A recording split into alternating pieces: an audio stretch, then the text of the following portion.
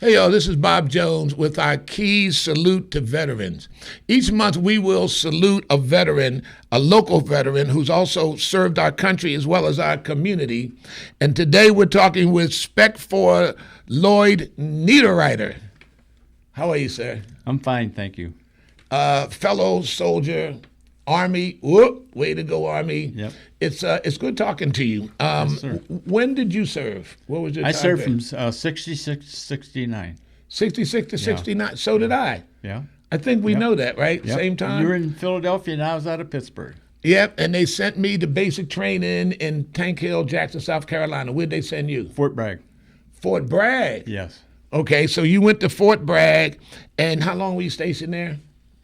8 weeks. Just for the, and then where did you go after that? I went to Fort Leonard Wood, Missouri. I was Leonard Wood, Missouri. Yeah. That was to get your MOS? Right. I was a 62 F-20. I was a 20-ton crane operator. Really? Yeah.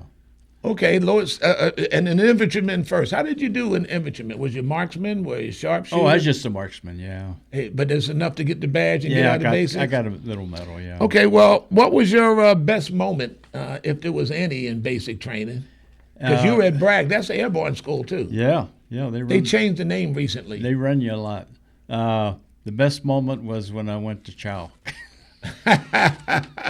Yeah, well, you're making me laugh because the thing about the Army that I remember basic training, before chow, I had to get up, we had to run, we had to crawl, we had to jump up overhand, and then we had a ditch, and they would run behind us with a belt, and then we could go eat.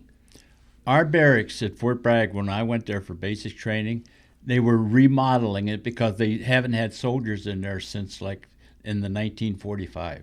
It was a World War II barracks, and they were remodeling because they was drafting all these troops for Vietnam. So we didn't have the monkey bars and all that stuff. Oh, so you could just go eat and you go eat. Well, you stood in line, and if you acted up, you did a couple push-ups. Anything you didn't like on the menu? If your button wasn't buttoned, then you had anything push-ups. you didn't like?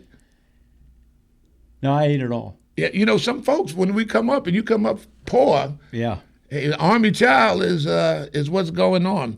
Any bad memories of basic training? Well, not really. It was, I think, just all the push-ups I had to do. I had to do a lot of push-ups. Well, you'd only do that many push-ups if you get in trouble a lot. A lot, yeah.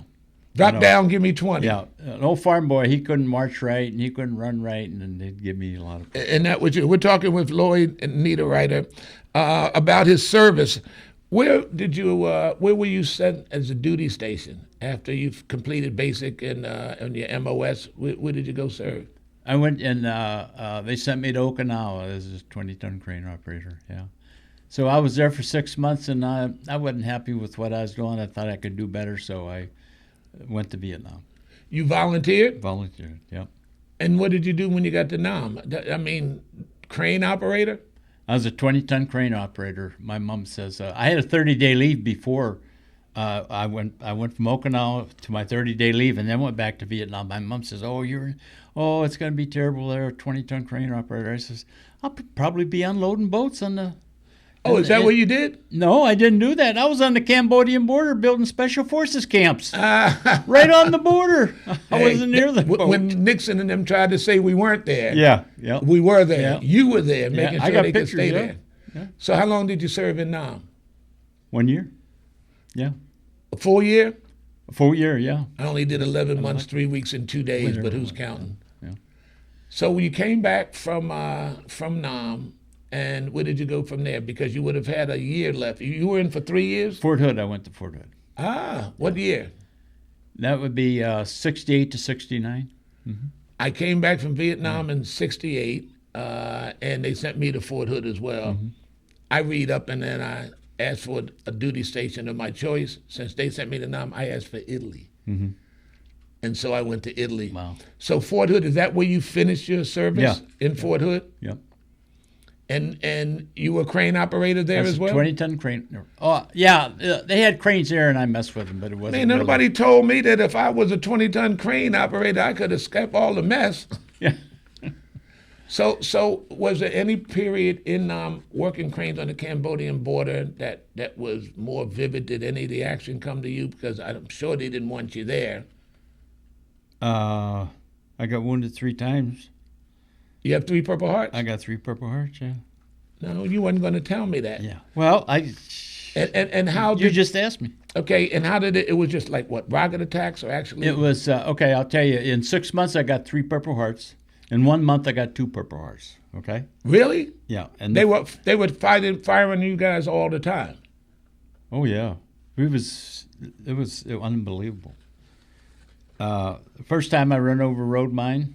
The second time I was out at that Cambodian border, and we were getting dirt for the runway in these big machines, and we went down the road, and when we got ambushed, and I got wounded again, and then the third time it was a mortar attack, and I got wounded again. Well, I'll tell you, we do appreciate your service, and I'm glad you made it back. Now, when you came back, did you come back to Corpus Christi? How did you get to Corpus Christi? No, well, it just so happened when I come back, I went to, how did I get to Corpus Christi? Let's see. Well, my son is in the service too, and he went to Fort Hood, so his wife is having twins while he was in Afghanistan, and we come to down to Fort Hood for 9 months, so she had the babies and stuff, and I says, I'm not going back up there, I'm staying here. So we looked for a home, and we started on the Back golf. up to Ohio, you're saying? Back up to Because Ohio. people don't know you came from Ohio. Yeah. Yeah, I wouldn't mind. I wouldn't go back north No, either. it's I'm not freezing interested cold. in up north. Yeah, I'm watching football in January, got the fan on the window open. So you came down to Corpus Christi, and you've been here how long? 10 years. You've been here 10 years, and you're involved with helping veterans. How did you get involved with helping Well, I veterans? was going to the round table and started Dotson's with all round that. table. Yeah. Because you heard that they were dealing with veterans and stuff, Yep. and you met Dotson, And I met Dotson. Yeah. and he was recruiting, Yep. yeah, as he is wont to do. Mm-hmm. So, in your experiences working at the Veterans Roundtable, some of the touching experiences, like, because a lot of people come home, as we asked Dotson earlier when we were interviewing him, with troubles, readjusting, can't help, can't find. Do you find this satisfying, being able to help them to that extent? Because you're also on the radio with them Yeah. on Saturday mornings. Okay. What's the best or most satisfying aspect of doing something like that? I think it's the whole thing, going there and keeping busy and helping somebody else that needs some kind of help, and it's just a great opportunity to be around veterans. What do you do in your spare time? Well, I'm a wood turner. I brought all my wood turning stuff down here, and woodworker, and I do clay at the clay studio. I know you do clay. I got a couple of your clay things. So you have hobbies. I keep busy. You ever make any money on any of that stuff? Very little. But it's okay. It keeps me busy. I'm fine. And it's a hobby. So one more question. If you had to go back and do your life and your service, how about your service again? What would you do? Would you do anything different, or you go get that crane? I think I'd go after the crane because I'm a farm boy and I'm used to the equipment and stuff for operating that. That was easy for me. And you're outside? And outside, and I have 8 brothers and 6 of them went in service, so I just kind of followed in their footsteps. All of them went in the service? Yep. No, not all of them, just 6 out of the 8. 6 out of the 8, all in the Army, or some Marines? Oh, some there was Navy? Air Force, Army, Marines.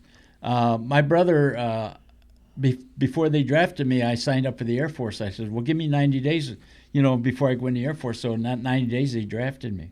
So I went down to the recruiter, my Air Force recruiter says, oh, you got to go see the Army guy. He says, you got to go in the Army or the Marines. What? I said, oh, my goodness. I'll tell you a story about that one day with me. The Marine came out and said, you from here to here, get up, you in the Marine now. I said, no, I'm not. I said, I came to volunteer. And I walked out the door. I had already signed. He didn't know I had signed. And I walked out the back door, and I looked through the crack till he took them all away, and then I went back up and went into the Army and took my oath. Woo. I just missed a bullet. And so one thing about your military service, you would say, how would you view it? And how would you want people to look at you in terms of your military service? Because you haven't stopped yet helping the military in our community. So I just wanted, them to show me a little respect. That's all. Not much, Spec for Lloyd Niederriter. Thanks for, and we salute you and thank you, sir, for your service. Thank you very much. Yes.